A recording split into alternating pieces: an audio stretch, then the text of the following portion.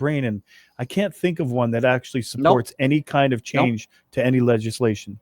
No, I agree. Could be wrong. I agree. Let's go to Kim. Kim is next on PTL. Hello, Kim. Hey, Brian. Hey, Leonard. It's Boo in chat.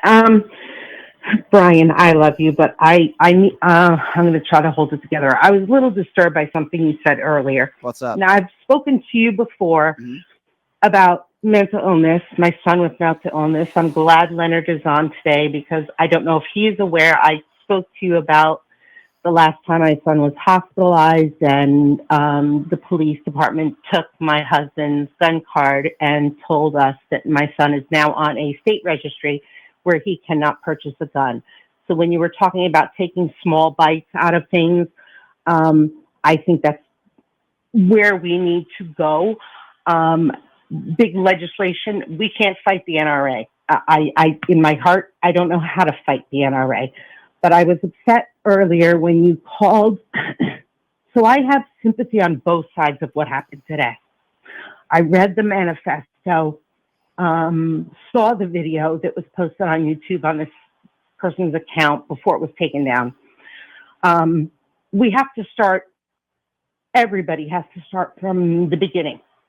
Referring to somebody with mental illness as a nut job or deranged is only negatively impacting these people. And so listen, there's a lot of mentally ill people out there that don't want to kill innocent people and don't do that. I'm just speaking from the heart, and I'm not speaking about. I understand. Now, if I said every mentally ill person is a nut job, you would have a right to be very angry at me, but you know I would never say that. I think anybody with mental illness, regardless, anybody who kills any innocent person is mentally ill, but that's just me. I'm not going to have sympathy for them. I don't have sympathy for people that take innocent lives. Now, there are, like I said, there are plenty of mentally. I'm not asking you. Right. So I think anybody that goes, this is just my personal opinion, anybody that goes into a church and kills a bunch of innocent children is a nut job.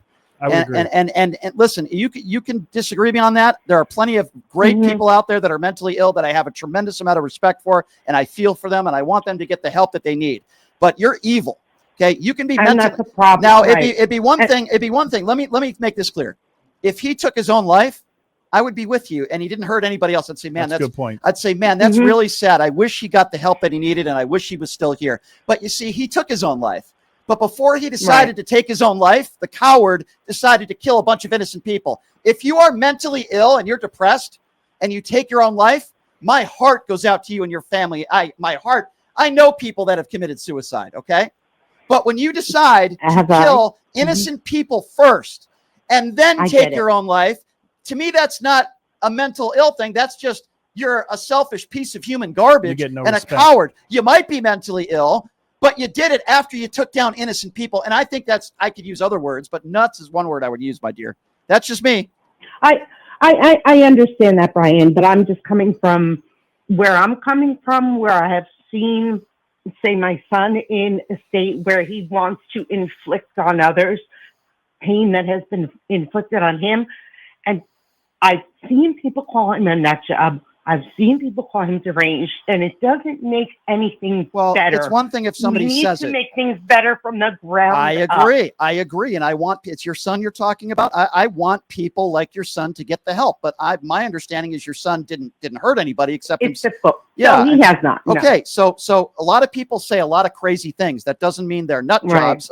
I would consider it's a fine line between somebody who's mentally ill that says they want to harm people and someone that actually does it.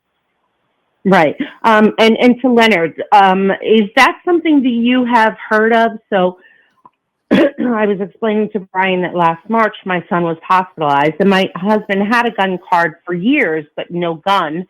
We got rid of it when he was born.